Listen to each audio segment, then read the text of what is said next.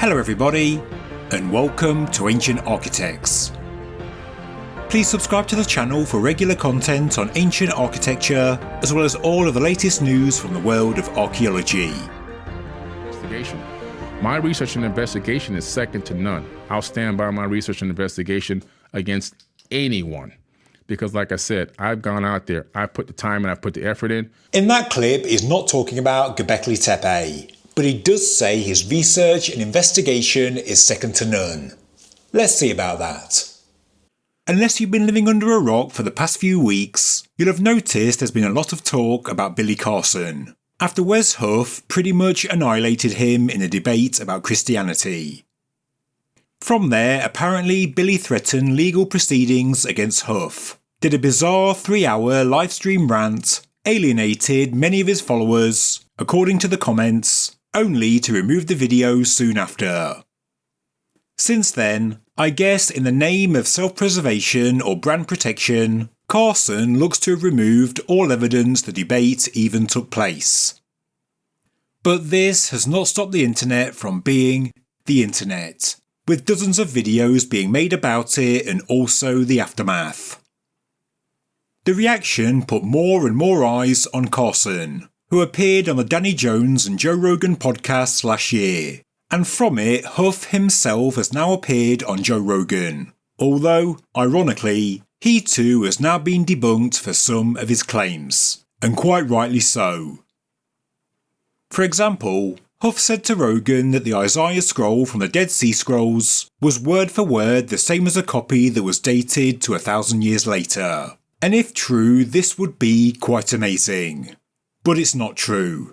The thing that really shocked scholars, like I said, this isn't true for all of the Dead Sea Scrolls, but one of the things that shocked them about Isaiah was that it was word for word identical to the Masoretic text. Word for word. Word for word. Wow. Yeah. Wow. That would be amazing if it were true.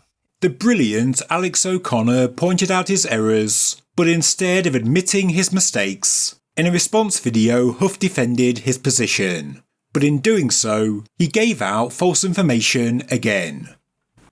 O'Connor has yet again pointed this out, points echoed by the brilliant Gnostic Informant and the Myth Vision podcast. And well, from a neutral perspective, with regards to facts and accuracy, it's not left Huff in the most positive light. And this is a shame, because the information regarding the Isaiah scroll has had a lasting effect on Joe Rogan, the host of the world's most famous and popular podcast. One of the most fascinating things that I can't stop thinking about is how the book of Isaiah from the Dead Sea Scrolls was verbatim the same as the book of Isaiah that they found 1,000 years later. Wow. 1,000 years. Wow. And it was exact, word for word. Yeah. Like, that's incredible. I went through every single one of the variants, and I literally just counted them one by one. And how many variants did you find between the Isaiah scroll and the Masoretic text? 1,930. I may be off by one or two, but it's in that ballpark. Just to be clear, this does not include spelling or orthographical differences. But anyway, whilst Huff does get some details wrong, as many of you may already know, Carson's take on ancient and prehistory is way, way out there. Now, I'm happy for anyone to speculate about our ancient past. Nobody has all the answers. Of course. Certainly not me. The archaeological record is far from complete, and speculation and hypothesis is what makes this a fun subject. But you have to speculate within the realms of possibility, by using the data we have, and by being as logical and realistic as possible.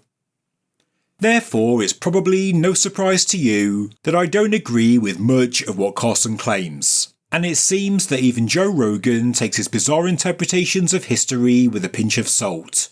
He was a nice guy. I really enjoyed talking to him. I really do. I think his videos are fun. But I also think truth is important. And I agree. His ideas may be fun, but his work is certainly more entertainment than education. But the problem is that he does have a large following, people that do genuinely believe what he says. So, in this video, I want to address his bizarre claims about a place close to my heart, Göbekli Tepe, from a video the algorithm presented to me because of my interest. Last year, Carson made a YouTube short on site in front of the T-pillars, and I couldn't believe what he was saying.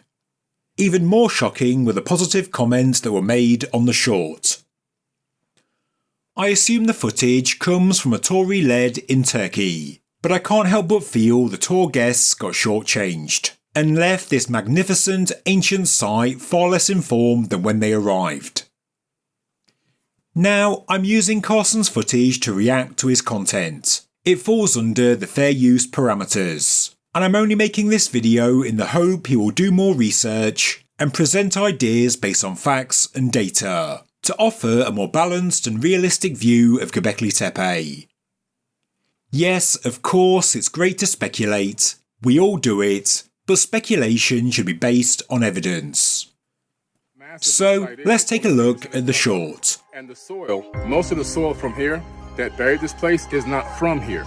So most of the soil that buried this place is not from here, he claims. And how far away, he says shortly. Let's continue.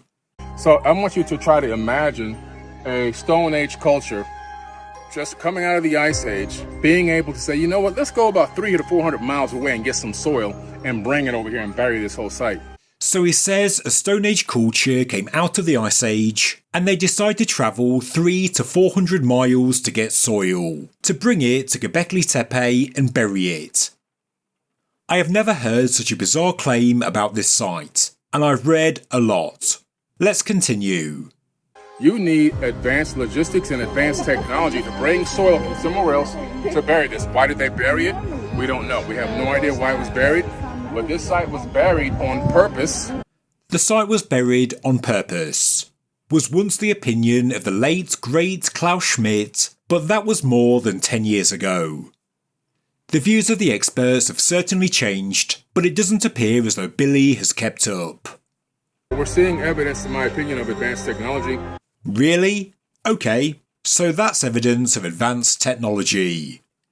Bringing soil from 300 to 400 miles away to bury Göbekli Tepe is apparently advanced. I really don't know where to start. Right, from the radiocarbon dates acquired from the mortar in the walls of the structures and organic material within the fill, Göbekli Tepe started life after the Younger Dryas, aka after the last ice age. Of course, people can speculate it is older, but at present, there is zero evidence there was any kind of structure at Göbekli Tepe during the Ice Age.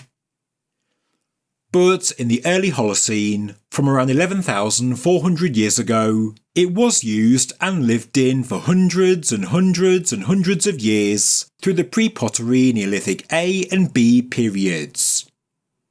Yes, it was once thought by one man, a great and highly educated man, that Göbekli Tepe was purposefully buried. But since the death of Klaus Schmidt in 2014, in the past 11 years a lot more analytical work has been done. The fill has been reanalysed, scale diagrams have been created, the site has been modelled, and the leading experts on Göbekli Tepe now believe the site was filled in from natural slopeslide events. And that's what happens. Ideas get updated based on new data. If we didn't do that, we'd all still be thinking the Earth was 6,000 years old and flat. But how can it be a natural event if the fill of these buildings came from 300 to 400 miles away? Well, firstly, soil is not the right word. The amazing oval buildings with T-shaped pillars are filled in with rubble, earth, bones, domestic objects and waste material, all the crap that makes up a settlement. And that's because a settlement encircled the oval buildings on higher ground. Since day one, there was always a settlement associated with the oval structures, and this ancient settlement is the source of the fill. The oval buildings are not filled with soil brought in from 300 to 400 miles away, and I have absolutely no idea where this comes from. How did Billy come up with this? And how can he keep a straight face while saying it? The rubble, aka the small blocks of limestone we find in the fill, are all local to the area, because the people that lived at Göbekli Tepe use local limestone in their building projects. For example, the T-pillars were quarried quite literally on site. They were quarried and dragged just metres, not miles. This is a 300-mile radius around Göbekli Tepe, and this is 400 miles. So, Billy stands in front of the famous oval buildings, and keeping a straight face, he claims the fill of these buildings came from somewhere in this region, 300 to 400 miles away, with no sources mentioned to back up the strange claim. Maybe some stone tools, a few pieces of obsidian, flint or basalt could have come from this far away, and that's due to Neolithic trade networks, but not hundreds of tons of soil. The claim is just, well, a bit weird. He says it again in another video on his Forbidden Knowledge Network podcast channel. The more they dug, the more they found, and they kept saying, how much more is there? So they started doing these scans, these ground-penetrating radar scans. They discovered that the sand that buried the rest of the entire site is not from there. Wow, what? The sand that buried that entire place isn't from that place. It's from about 400 miles away. Really? For a start, a ground-penetrating radar scan will not tell you the origins of the fill. That isn't how it works.